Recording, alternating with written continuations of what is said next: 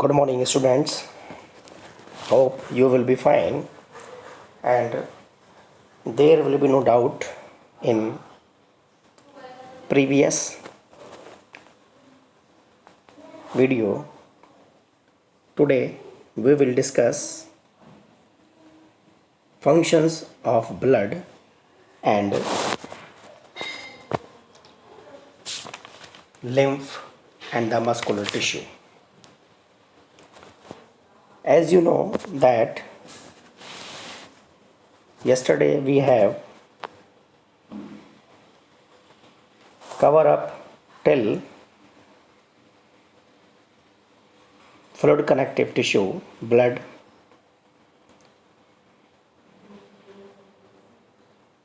और उसमें भी थ्रोम्बोसाइट्स जो था वो हमारा लास्ट टॉपिक था. Today we will cover functions of blood, lymph and muscular tissue. Now let's see functions of blood. Blood जो कि क्या है, एक फ्लूइड कनेक्टिव टिश्यू है. तो हमारी बॉडी के अंदर क्या क्या काम करता है. Blood transport oxygen from respiratory organs to various body tissue. It's very important function कि ये क्या करता है, ऑक्सीजन को ट्रांसपोर्ट करता है from respiratory organs to various body tissue. Respiratory organs से जो हमारी बॉडी के अंदर टिश्यू और सेल्स हैं वहाँ ये ऑक्सीजन को लेकर के जाता है. And blood carries carbon dioxide from body tissue to respiratory surface like lungs, skin etcetera. यानी कार्बन डाइऑक्साइड को जैसे ऑक्सीजन को ये पहुंचाता है ब्लड टिश्यूज़ और सेल्स तक, वैसे ही कार्बन डाइऑक्साइड को ये बॉडी ऑर्गन से या सेल्स या टिश्यू से कहाँ लेकर के आता है, स्किन और लंग्स तक लेकर के आता है. Next one is digested food absorbed from the intestine is carried to different parts of the body. यानी जब हम कोई भी भोजन को करते हैं तो उसके बाद फूड का क्या होता है, डाइजेशन होता है. और डाइजेस्ट होने के बाद वो फूड हमारी इस जो लार्ज इंटेस्टाइन होती है, स्मॉल इंटेस्टाइन होती है, इस इंटेस्टाइन के अंदर क्या होता है, फूड एब्जॉर्ब होता है. तो ये ब्लड जो होता है ये उस काम को भी करता है कि digested food absorb from the intestine is carried to different parts of the body. Body के डिफरेंट पार्ट्स तक कौन लेकर के जाता है, ब्लड ही लेकर के जाता है. नेक्स्ट फंक्शन इज़ हमारी बॉडी के अंदर बनने वाले जितने भी हार्मोन्स होते हैं उन सबको भी ब्लड ही ट्रांसपोर्ट करता है. और ये हार्मोन्स कहाँ से सीक्रेट होते हैं, आप आगे जा कर के नेक्स्ट क्लासेस के अंदर पढ़ेंगे कि हार्मोन्स जो होते हैं हमारी बॉडी के अंदर पाई जाने वाली कुछ glands that's known as endocrine glands से सीक्रेट होते हैं. तो उन हार्मोन्स को भी ब्लड ही ट्रांसपोर्ट करता है. And it carries excretory waste product produced in the body to kidney for elimination. यानी जो बॉडी के अंदर बनने वाले वेस्ट प्रोडक्ट हैं उन सबको कहाँ तक लेकर के जाता है, किडनी तक लेकर के आता है, ताकि उनका एक्सक्रीशन हो सके, वो हमारे शरीर से बाहर निकल सके. एंड द नेक्स्ट और important function is it maintains the body temperature. ये हमारे शरीर के ताप को नियंत्रित रखता है. तो students, these are the functions of blood. Now our next topic is lymph. जानेंगे लिम्फ के बारे में, लिम्फ क्या होता है. और जैसा ब्लड होता है, ब्लड के बाद ही लिम्फ भी लिम्फ मिलकर के क्या बनाता है, बॉडी में लिम्फेटिक सिस्टम बनाता है. एंड इट इज़ ऑल्सो है fluid connective tissue flowing in definite lymph vessels. किसके अंदर बहता है, डेफिनिट लिम्फ वेसल्स के अंदर बहता है. जैसे ब्लड वेसल्स के अंदर फ्लो करता है, ऐसे ही लिम्फ भी लिम्फ वेसल्स के अंदर फ्लो करता है. And it is colourless. इसका कोई रंग नहीं होता, जबकि ब्लड का रंग कैसा होता है, लाल होता है. Since it has no red blood cells. क्यों नहीं होता, क्योंकि इसके अंदर आरबीसी नहीं पाई जाती हैं. But it contains more white blood cells than the blood has, लेकिन इसके अंदर क्या पाई जाती हैं, वाइट ब्लड सेल्स की मात्रा अधिक होती है। जितनी आरबीसी बॉडी के अंदर पाई जाती हैं, ब्लड के अंदर पाई जाती हैं, उससे अधिक कहीं लिम्फ के अंदर क्या होती है, डब्ल्यूबीसी की मात्रा होती है। And it also contains glucose, amino acids, vitamins, salts and urea. और इसके अंदर क्या क्या होता है, ग्लूकोज भी होता है, एमिनो एसिड्स होते हैं, विटामिन्स होते हैं, साल्ट्स और यूरिया, ये सब इसके अंदर पाया जाता है। नेक्स्ट आगे देखते हैं ये हमारी बॉडी के अंदर क्या क्या काम करता है, functions. Various functions of lymph are, first one is it brings carbon dioxide and nitrogenous waste from tissue fluid to blood. बहुत इंपॉर्टेंट फंक्शन है कि बॉडी के अंदर जितने भी वेस्ट बनते हैं और जो अधिक मात्रा में कार्बन डाइऑक्साइड हमारे टिश्यूज़ के पास होती है, टिश्यू फ्लूइड के पास होती है, उसको ये कलेक्ट कर कहाँ तक लेकर के आता है, ब्लड तक लेकर के आता है। Then it transports the nutrients which may have filtered out of the blood capillaries back into the heart to be recirculated in the body but has failed to return into various capillaries। और क्या करता है, साथ के साथ पोषक तत्वों को, उन पोषक तत्वों को फिल्टर्ड आउट करके ब्लड कैपिलरीज के अंदर लेकर के आता है और उसको कहाँ भेजता है, back into the heart to be recirculated, ताकि ये फिर से क्या हो जाए, रीसर्कुलेट हो जाए इन द बॉडी के अंदर, but has failed to return into various capillaries. Now let's see what are the basic difference between blood and lymph. तो यहाँ आप इसको टेबल बनाकर यानी टेबुलेट फॉर्म में लिखेंगे, एक तरफ लिखेंगे ब्लड तो उसी के सामने अपोजिट में लिखेंगे लिम्फ। पहले आप इन फंक्शंस को देख लीजिए। पहले मैंने क्या लिखे हैं, ब्लड के फंक्शंस आपको सब एक्सप्लेन किए हैं, डिफ्रेंशिएट करके आपने टेबल की फॉर्म में बना करके लिखना है। तो ब्लड में क्या होता है, आरबीसी अधिक मात्रा में होती हैं, जबकि लिम्फ के अंदर आरबीसी नहीं पाई जाती। अच्छा जी, दूसरा ब्लड के अंदर डब्ल्यूबीसी जो होती हैं उनकी मात्रा कम होती है, लेकिन लिम्फ के अंदर अब यहीं आप क्या लिखेंगे, लिम्फ को लिखेंगे।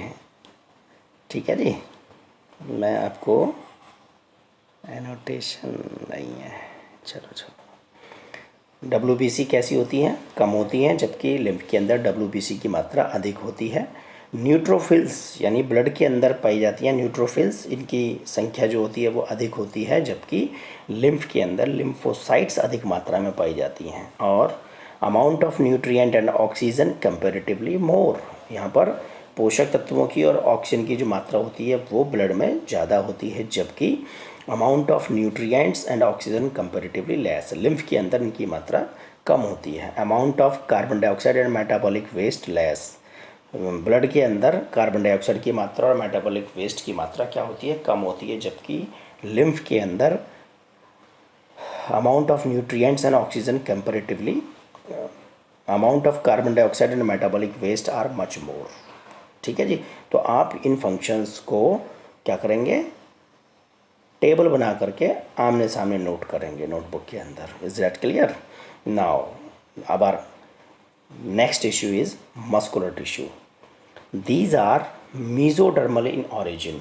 स्टूडेंट्स, ये पहले ही मैंने आपको बताया था जब टॉपिक शुरू किया था, यानी जब ये एनिमल टिश्यू शुरू किया था, कि ये जितने भी टिश्यूज़ हैं इनका जो ऑरिजिन है वो या तो एक्टोडर्म से होगा या एंडोडर्म से होगा या मेसोडर्म से होता है। तो मस्कुलर टिश्यू का जो ऑरिजिन होता है वो मेसोडर्म से होता है, which form about 40% of the total body weight, and the cells of muscles tissue are called myocytes. इनकी जो कोशिकाएं होती हैं उनको हम मायोसाइट्स के नाम से जानते हैं। They have special property of contractibility. इनके अंदर एक विशेष गुण, कैसा, संकुचन का, कॉन्ट्रैक्टेबिलिटी माने संकुचित होना, संकुचन का गुण इन मस्कुलर टिश्यूज़ के अंदर पाया जाता है। क्या क्या काम करते हैं, मूवमेंट ऑफ ऑर्गन, पहला फंक्शन है इनका मूवमेंट ऑफ ऑर्गन, यानी हम मस्कुलर टिश्यू की सहायता से क्या करते हैं, जो अंग होते हैं हमारी बॉडी के अंदर, ऑर्गन होते हैं, वो मूव करते हैं। Second, they are helpful in locomotion, and the next one is opening and closing of apertures. They are helpful in opening and closing of apertures. Then providing the proper shape of the body. जो muscles हैं ये bone के साथ मिलकर के हमारी body को क्या दे रही हैं, एक निश्चित आकार प्रोवाइड कर रही हैं। एंड बीटिंग ऑफ हार्ट, क्योंकि हमारी जो हार्ट की मसल्स, हार्ट के अंदर जो मसल्स हैं वो भी कार्डियक मसल्स हैं जो रिदमिकली क्या करती रहती हैं, धड़कती रहती हैं। यानी जब व्यक्ति की मृत्यु होती है तभी जा कर के वो अपना फंक्शंस बंद करती हैं, इसलिए उनको क्या कहते हैं, ये जो मसल्स होती हैं कार्डियक मसल्स होती हैं। अभी हम टाइप्स में देखते हैं, types of muscular tissue. Muscular tissue are of 3 types. The first one is striated muscles या striated muscular tissue, second one is unstriated muscles और third one is cardiac muscles. तो आज हम स्ट्रेटेड मसल्स के बारे में पढ़ेंगे और बाकी अनस्ट्रेटेड और कार्डियक मसल्स को हम, और एक टिश्यू और रह जाएगा नर्वस टिश्यू, उसको हम क्या करेंगे नेक्स्ट वीडियो के अंदर कवर करेंगे, ठीक है। और ये टॉपिक आपका जो अभी CBSE ने सिलेबस को क्या किया, रिड्यूस किया है, उसके अकॉर्डिंग आपने कोई भी 4 टिश्यू, आपने कोई भी 4 एनिमल टिश्यू तैयार करने हैं, ठीक है जी। तो ये उसी के रेस्पेक्ट में आपका सिलेबस है, ठीक है। चलिए लेट्स सी स्ट्रेटेड मसल्स। तो these muscles are also known as striped, skeletal और वॉलेंट्री मसल्स। देखिए जो स्ट्रेटेड मसल्स होते हैं इनको हम स्ट्राइप्ड, क्योंकि इनके ऊपर स्टाइरेशंस पाई जाती हैं, धारियाँ होती हैं, और इनको हम स्केलेटल, क्योंकि ये किससे जुड़ते हैं, हमारे स्केलेटल से जुड़ करके हमारी बॉडी को एक नया शेप देते हैं, और ये हमारी विल के ऊपर काम करते हैं, इच्छा के ऊपर काम करते हैं, इसलिए हम इनको वॉलेंट्री मसल्स कहते हैं। इनकी जो प्रकृति होती है, नेचर होती है, दीज मसल्स, फाइबर्स और cells show transverse dark and light striations और bands due to which these are called striated और स्ट्राइप्ड मसल्स। मैंने अभी बताया कि जो इनकी ये जो मसल्स होते हैं, मसल्स फाइबर्स होते हैं, ये क्या शो करते हैं, डार्क और लाइट स्टाइरेशंस और या बैंड भी हम उनको कहते हैं। इसके कारण से हम इनको क्या कहते हैं, स्ट्रेटेड और स्ट्राइप्ड मसल्स कहते हैं। Since these muscles are attached to the bones in different parts of the body and hence are responsible for body movement, ठीक है जी। तो इसलिए हम इनको क्या कहते हैं, चूँकि हमारी बॉडी से स्केलेटल बनाते हैं, they are called skeletal muscles. These muscles work according to our will, चूँकि ये मांसपेशियाँ हमारी इच्छा के अनुसार काम करती हैं, ठीक है। So they are also called voluntary muscles. And each striated muscles, ये स्पेलिंग में मिस्टेक है, स्ट्रेटेड आएगा वर्ड, ये स्टेटेड नहीं है, स्ट्रेटेड मसल्स सेल्स और fibre is long, cylindrical, non tapering, unbranched and multi nucleated. मतलब समझेंगे, जो इतने भी ये मसल सेल या फाइबर होते हैं ये लंबे होते हैं, ठीक है जी। इनके जो एंड होते हैं नॉन टैपरिंग, यानी एंड जो होते हैं वो टेपर वाले नहीं होते हैं, नॉन टैपरिंग एंड होते हैं, अनब्रांच्ड होते हैं, एंड मल्टी न्यूक्लिएटेड, यानी इनके अंदर एक से अधिक न्यूक्लियस पाए जाते हैं। And it consist of a thin outer limiting membrane called sarcolemma, और इनकी जो पतली, थिन माने पतली, बाहरी परत होती है उसको हम सार्कोलेमा कहते हैं, विच एनक्लोजेज ए को इनोसाइटिक प्लाज्मा नोन एज सार्कोप्लाज्म, और उसके अंदर जो प्लाज्मा रहता है उसको हम क्या कहते हैं, सार्कोप्लाज्म कहते हैं। And the nuclei are many, इसके अंदर कई न्यूक्लियस पाए जाते हैं।